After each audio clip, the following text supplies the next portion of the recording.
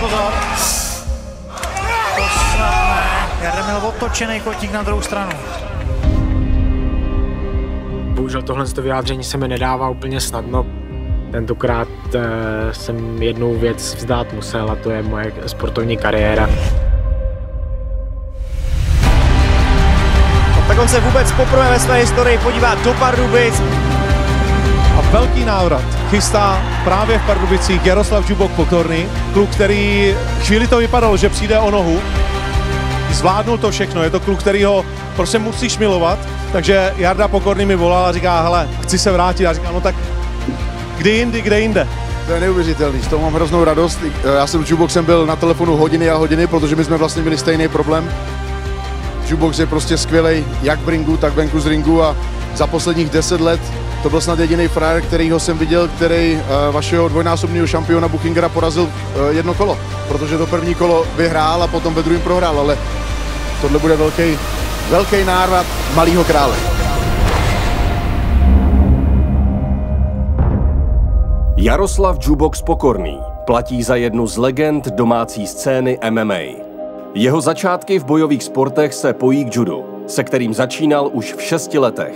Už jako malý školák se rád přetahoval se spolužáky. Aby si získal přízeň učitelů, věnoval se vedle juda i recitování básní. Jednou jsem dostal při loučení ten nůž, ten krásný nůž. Naslouchaje, vždyť těmto básním chlapec chuť moře okouší. A strejček, teta zkusila s ním, těžko si zvykat na souši. K MMA se dostal až ve 23 letech a první 2 roky se mu skvěle dařilo. Tak mý začátky v MMA byly, že jsem našel nový koníček, takže já jsem to nebral popravdě moc profesionálně. Spíš mě bavilo jenom se mlátit a trénovat a být v nějaké komunitě lidí. Největší jako zlom byl zápas v Německu. Bylo to v době, kdy se mi pokazila pračka a zrovna v tu dobu mi nabídli zápas, takže se to úplně hodilo, tak říkám, jo, jedu do Německa vyhrát a ještě si koupím pračku. Takže jsem jel do Německa a tam jsem dostal strašný kotel. A tam jsem pochopil, že jestli se tomu nebudu věnovat víc, tak budu ten kotel dostávat častěji a začal jsem od té doby jet opravdu profesionálně. V kleci se během své kariéry potkal i s hvězdami oktagonu Miroslavem Štrbákem, Davidem Kozmou nebo Matějem Kuzníkem, se kterým se střetl v titulovém zápase GCF v roce 2015. V té době byl nejcennější titul GCF, kde vlastně startovala celá československá špička a na ten titul jsem dřel opravdu hodně a ten titul jsem chtěl. A s Matějem Kuzníkem jsme v té době udělali parádní zápas, takže na ten zápas asi vzpomínám nejradši. Po sérii výher přišlo léto 2018 a zápas se slovenskou legendou Ivanem Buchingerem. Džuboxovu přípravu na tento zápas částečně ovlivnilo první zranění kolene. Následoval vyhrocený zápas s Mohamedem Machájevem, kde si Pokorný poranil i druhé koleno, zápas předčasně ukončil a z klece odkulhal. A přetrhl jsem si přední skřížený vazy, takže jsem musel jít na operaci předních skřížených vazů a do toho jsem bohužel dostal těžkou infekci zlatého stafylokoka, kdy jsem vlastně musel být skoro dva měsíce v nemocnici. Ta infekce způsobila to, že mi vlastně tu plastiku sežrala, plus mi vyžrala část chrupavky, takže jsem musel jít na další operaci, kdy mi vlastně dělali transplantaci chrupavky. Po jedné operaci doufáte, že to je ta poslední operace, ale bohužel byla další a další a další. Takže pokaždý jsem se chtěl vrátit a pokaždý to nešlo, takže mi to samozřejmě sráželo na dno. A to koleno vypadalo asi jak 3 nohy, takže moc fajn to nebylo, zvlášť když jsem četl články, že lidi na to umírají. Antibiotika mi nezabírali, takže dlouho jsem byl v nemocnici.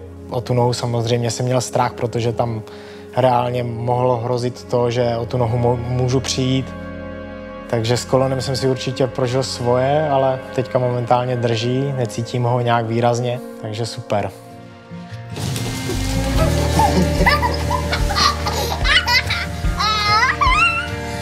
Jít po obědě je nejvíc, že?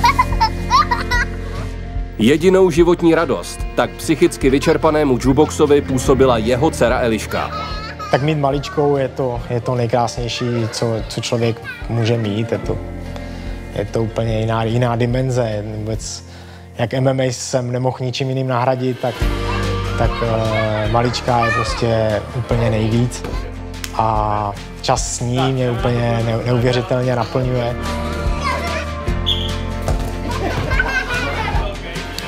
Maličkou chci blízt ke sportu, ale akademie je šampion. Máme to štěstí v Hradci, že je to společný čas strávený s taťkou nebo s rodičem, s mamkou. Nacvičíme si a Hradckové se naučí kotrmelec a všeobecnou tu průpravu. Hrozně se mi to tady líbí a jsem rád, že tady chodíme. Kde je nejsilnější na světě? Tatínek! Tatínek!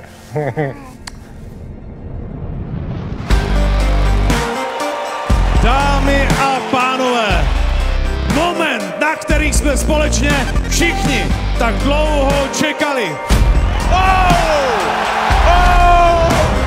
Ivan zkouší dát úder, tvrdá zadní. Buchinger zkouší rozhodnout tenhle zápas. Neskutečný zápas a Alan stojí na nohu. Hezky to šlo. Hrozně rád Ivana sleduju, zvlášť teďka, když šel titulový zápas s Vojtou. Ivan Buchinger! Byl to jeden z momentů, kdy jsem se na ten zápas koukal a říkám, že to potřebuju zažít znova. Byl to takový hnací motor se zase vrátit.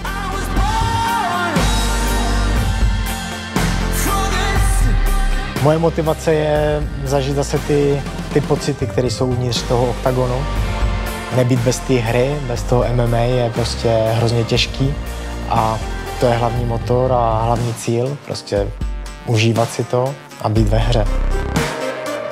Stejně jako hlad po zápasení, stupňoval se u jukeboxe i hlad po tréninkovém režimu. Do oblíbeného procesu se rychle vrátil a mladé generaci v kleci chce konkurovat svými zkušenostmi.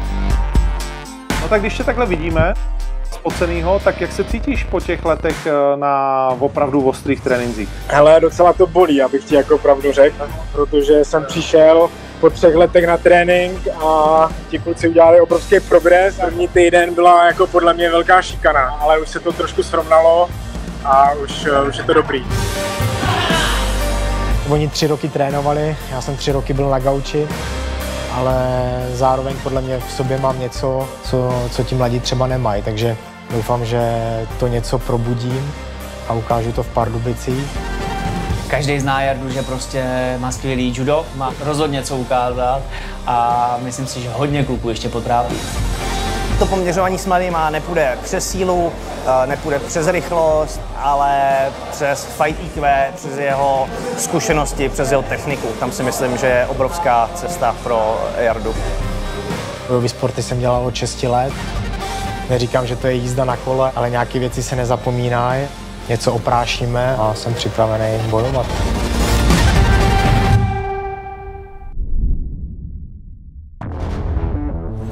Oktagon se poprvé podívá do Pardubic a rovnou s titulovou bitvou. O tu se v bantamové váze postará velezkušená a dlouhodobá jednička této váhy Filip Macek. Mistra submisí vyzve v souboji o titul dravý dánský žralok Jonas Magard. You have some gloves now? Yeah, let's go. We do it outside. Yes, bro. Nice one. Elitní česká zápasnice Lucie Pudilová se vrátí do akce a také do odvety. Tu po první vzájemné a těsné bitvě s chutí přijala polská válečnice Marta Valiček. A konečně se dočkáme i pikantní československé bitvy generací Oktagon výzvy. Dekorovaný slovenský bojovník Fero Fodor se postaví Matouši Kohoutovi. Chybět nebudou ani brazilský fantom Rafael Kratos Xavier v souboji se Španělem Danielem Toledem. Nebo návrat Roberta Bričeka v souboji s nevyzpytatelným českým tvrďákem. Zdeňkem Polívkou.